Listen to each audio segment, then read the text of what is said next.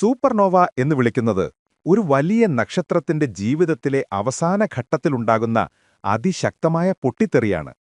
ഒരു നക്ഷത്രം വളരെ വലുതായി ഭാരവുമേറി വന്നാൽ ഒരു സമയത്ത് അത് സ്വയം സ്ഥിരമായി നിലനിൽക്കാൻ കഴിയാതെ വരും.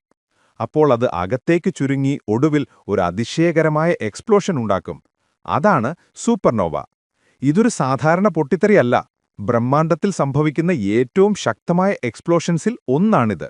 ഒരു സൂപ്പർനോവ നടക്കുമ്പോൾ ആ നക്ഷത്രം ബില്യൺ ഗുണം കൂടുതൽ പ്രകാശം വിടരും. ചിലപ്പോൾ രാത്രി ആകാശത്തിൽ ചന്ദ്രനേക്കാൾ പോലും കൂടുതൽ തെളിച്ചത്തോടെ അത് കാണപ്പെടാൻ സാധ്യതയുണ്ട്. സൂപ്പർനോവ നടക്കുമ്പോൾ സ്പേസിൽ നിരവധി പുതിയ എലമെന്റ്സ് രൂപം കൊള്ളും. സ്വർണം, ഇരുമ്പ്, കാൽഷ്യം പോലുള്ളവ. പിന്നീട് ഈ എലമെന്റ്സ് പുതുവായുന്ന നക്ഷത്രങ്ങളും ഗ്രഹങ്ങളും ഉണ്ടാകാൻ വളരെ പ്രധാനമാണ്. അതായത് ഒരു നക്ഷത്രത്തിന്റെ അവസാനം തന്നെയാണ് ബ്രഹ്മാണ്ഡത്തിൽ പുതിയ സൃഷ്ടികളുടെ ആരംഭവും. ചിന്തിച്ചാൽ അത്ഭുതകരമാണ്.